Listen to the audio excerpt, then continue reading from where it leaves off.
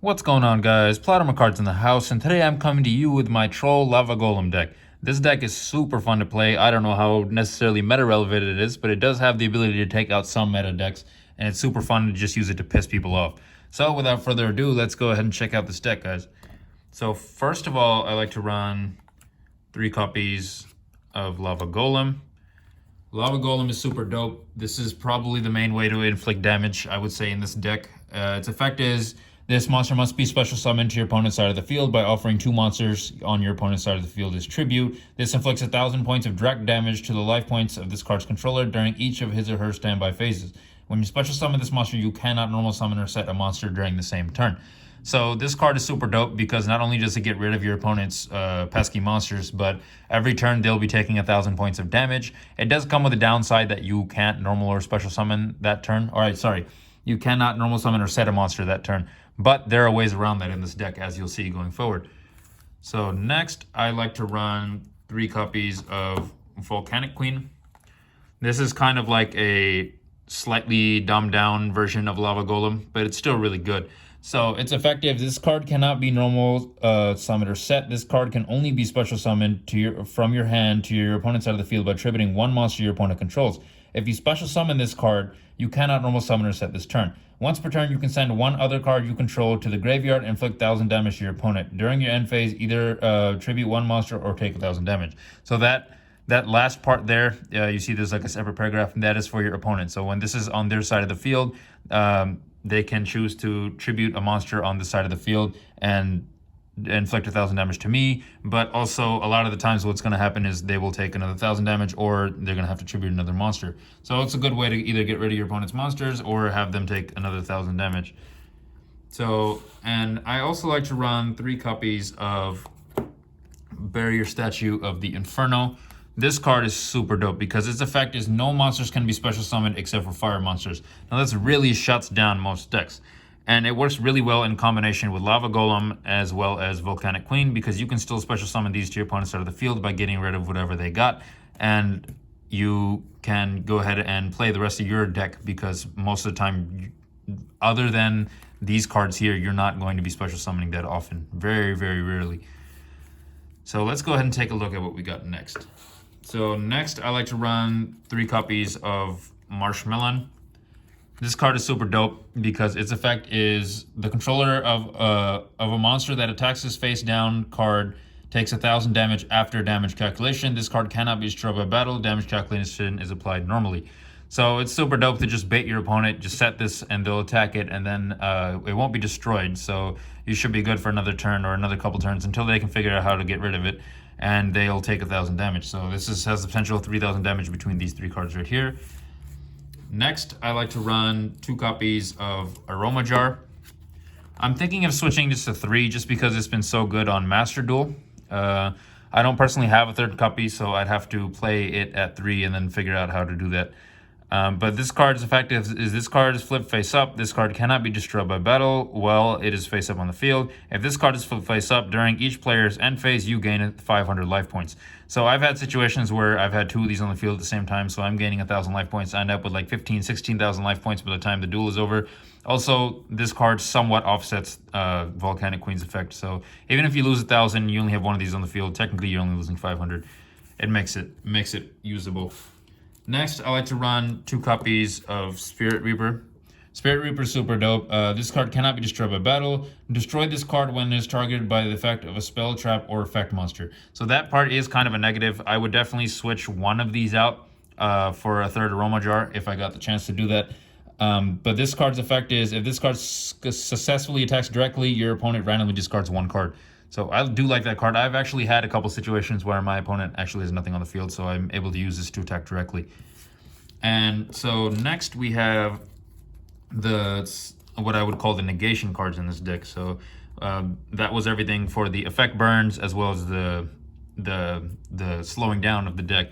And then next we have 3 copies of Thunder King Ryo. This card is super dope because its effect is neither players can add cards from their deck to their hand. That's really, really dope in the modern era. And then secondly, its effect is except by drawing them, sorry. But during either player's turn, when your opponent would special summon a monster, you can send this face-up card to the graveyard, negate the special summon, and destroy it. So it's a very, very easy way to just stop your opponent from special summoning, getting that one monster on the field that they know has that counter to your deck. You can get rid of it. I then will play 2 copies of Fossil Dyna P. Polypchio. I suck at pronunciations, guys. I'm sorry about that. But it's a rock effect monster. Its effect is neither player can special summon monsters. So when this card is flipped face up, destroy all special summon monsters on the field. Now this card works really well for 2 ways. One, you can just set it when it's attacked, it'll be flipped. I'm not too sure if that's how that works actually, because I usually use the first effect more. I usually use it as just on my first turn, if I summon it, I can stop my opponent from getting most of their combos off. And I have ways to protect this thing on the field, so it's pretty dope. But I only played 2 because there's a downside to it, because you wouldn't be able to special summon like Lava Golem and Volcanic Queen. So that's why I only run 2.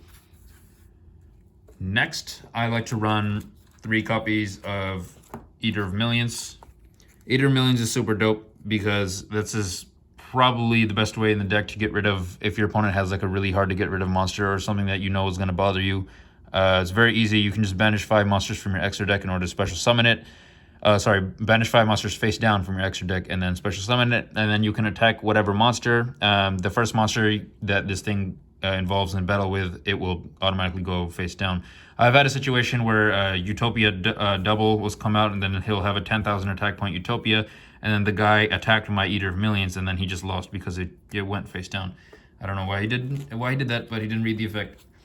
So next we're on to spell cards. Spell cards are really dope in this deck. I like to use 3 copies of Level Limit Area B. This card is really dope because all face-up level 4 or higher monsters on the field are changed to defense position and remain in defense position as long as this card is active. So if I start off my turn by playing something like Level Limit Area B, and then I choose to play something like Barrier Statue of the Inferno, 1, it's automatically going to go to defense mode, so I have some defense. And secondly, if my opponent manages to special summon a fire monster in this situation, it's automatically going to be in defense mode in most cases. So it's a very good combo. Next, I like to play 3 copies of Messenger of Peace. Messenger of Peace is super dope. Its effect is you must pay 100 life points at each of your standby phases. If you cannot pay, this card is destroyed. All monsters within attack points of 1,500 or more cannot attack. So this is another way to just protect your weaker monsters, something like Barrier Statue. What are the chances that the guy has something in between 1,000 and 1,500 just to attack my monster? And then even if he does, I have something like Level Limited Area B, and then I have other cards as well. So it really makes it hard for my opponent to attack, and it really, cards like this make it hard for my opponent to summon. So it's a pretty good combination. Next, I like to run 2 copies of Mystic Mine.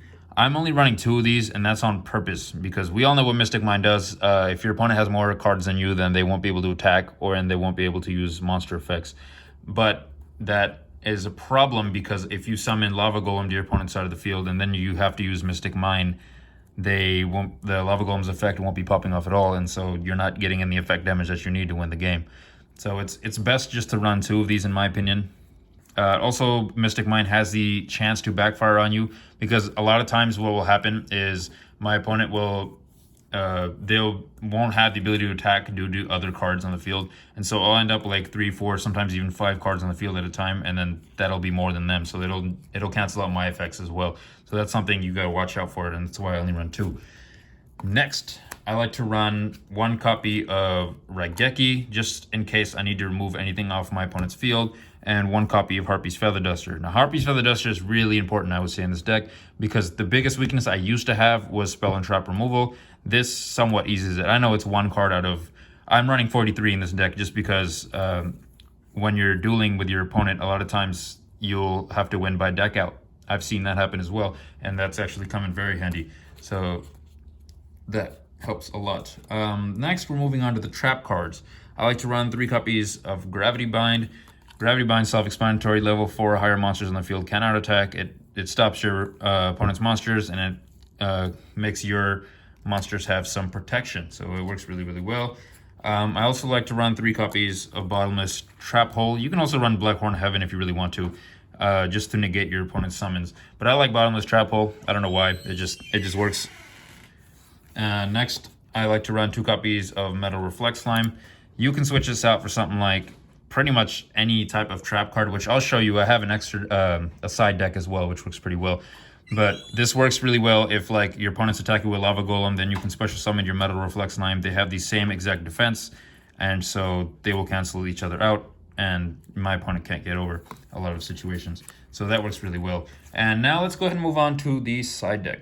So for the side deck, some things that you might want to consider, can look into Mirror Force. Mirror Force, if you do run those, you probably want to switch them out for Metal Reflex Slime.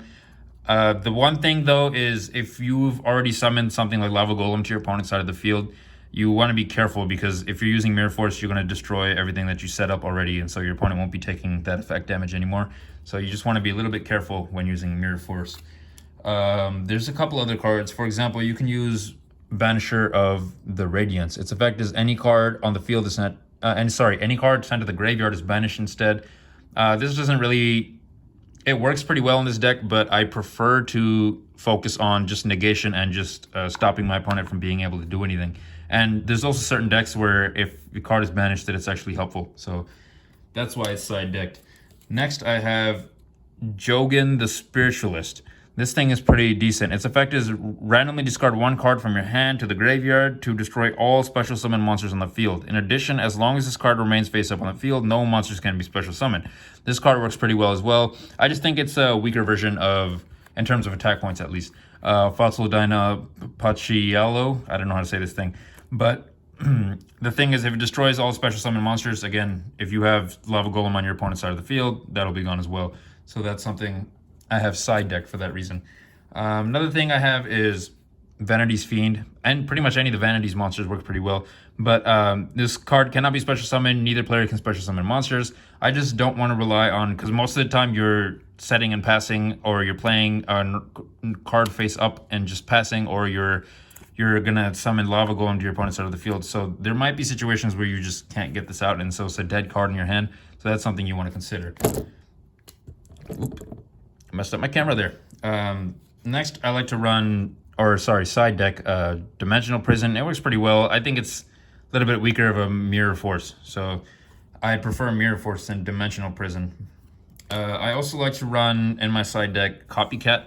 Copycat is for the pesky monsters my opponent has, so if, assuming that it's the monster with the highest attack, I can summon Copycat and just crash into it and get rid of it. But the problem there is what I just said, is it has to have the highest attack for it to be a thing. So that's why I have it side decked and not main decked. One other card that I like, two other cards that I like are Dimensional Fissure and Macrocosmos. They both work really well because they just send cards to the remove from play. A lot of times that screws people over, but in certain decks that will actually help them. So that's why I have it side decked and not main decked.